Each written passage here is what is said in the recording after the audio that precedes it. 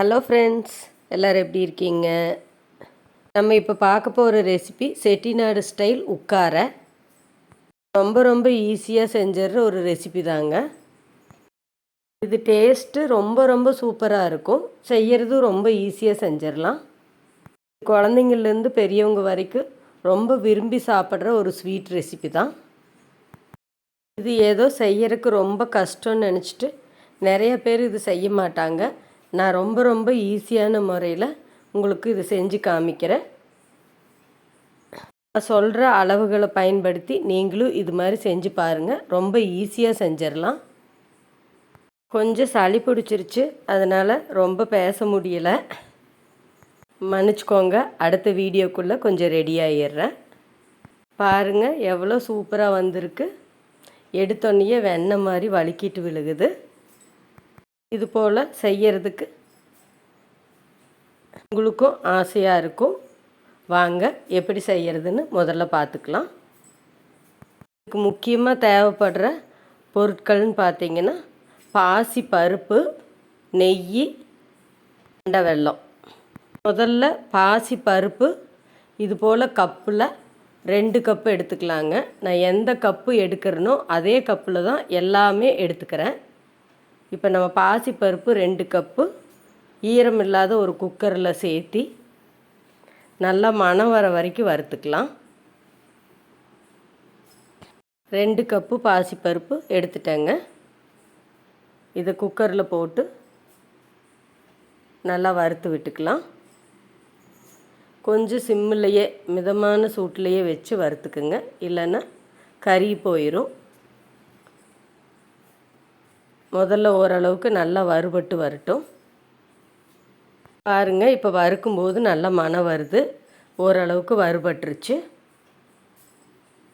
நம்ம 2 கப்பு பாசி பருப்பு எடுத்தோம். இப்போ அதுக்கு 4 கப்பு அதே கப்பில் தண்ணி எடுத்துக்கலாங்க. 1 கப்புக்கு 2 கப்பு வீதம், 2 கப்புக்கு 4 கப்பு தண்ணி சேர்த்திக்கலாம். இப்போ இந்த பாசி பருப்புக்கும் தண்ணிக்கும் வெந்து வரையில் கரெக்டாக இருக்கும்.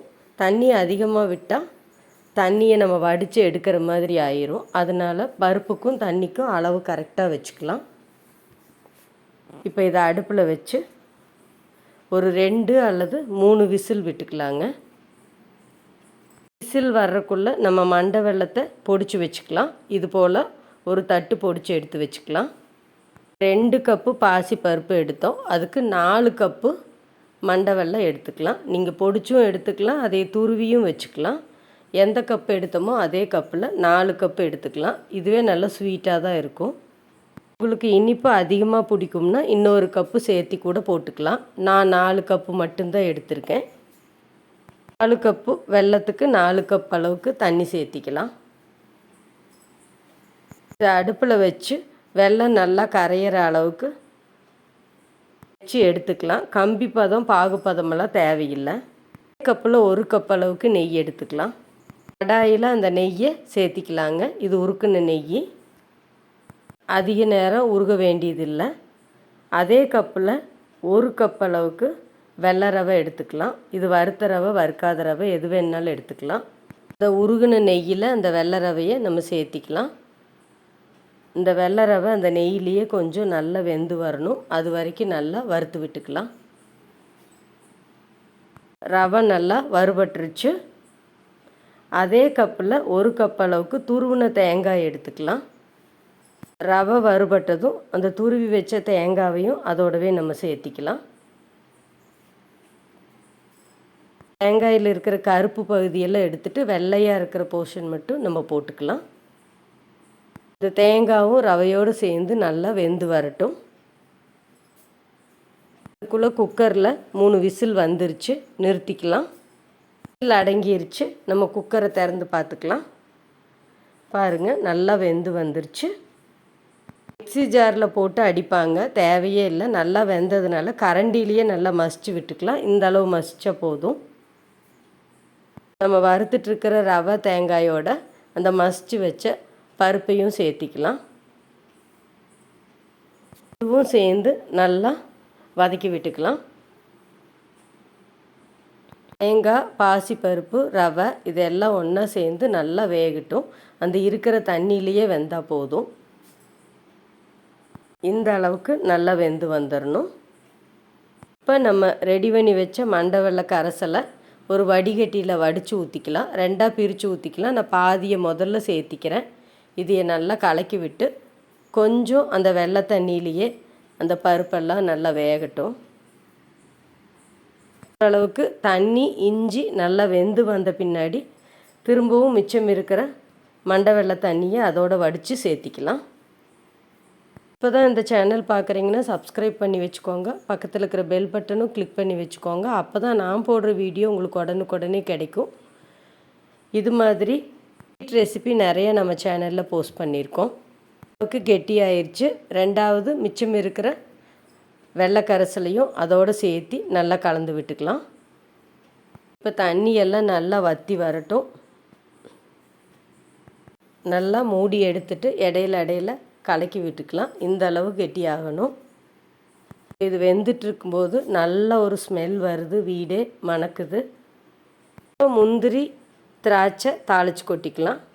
ஒரு சின்ன வாக்கணும் அடுப்பில் வச்சு அதில் 2 ஸ்பூன் நெய் சேர்த்திக்கலாங்க.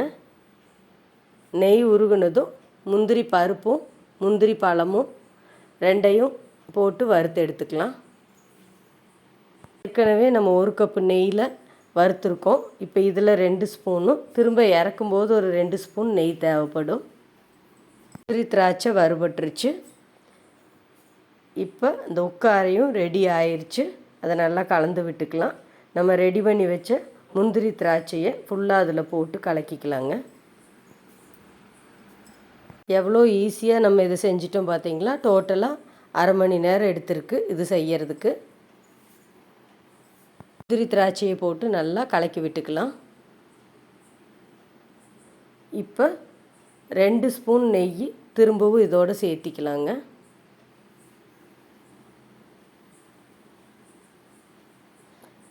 இதை நல்லா கலந்து விட்டுக்கலாம். அதுக்குள்ளே நம்ம ஒரு 5-6 ஏலக்காய் உரிச்சிட்டு நல்லா பொடியாக நுணுக்கி வச்சுக்கலாம்.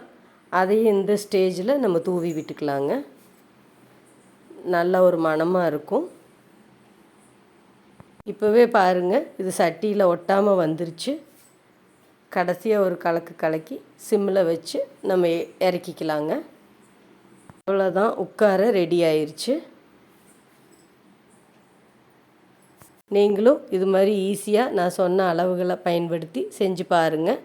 பிடிச்சிருந்தா லைக் பண்ணுங்கள், கண்டிப்பாக கமெண்ட் பண்ணுங்கள், உங்கள் ஃப்ரெண்ட்ஸ்க்கு நிறைய ஷேர் பண்ணுங்கள். மறக்காமல் முகில்தானா சேனலை சப்ஸ்கிரைப் பண்ணுங்கள். Thank you friends.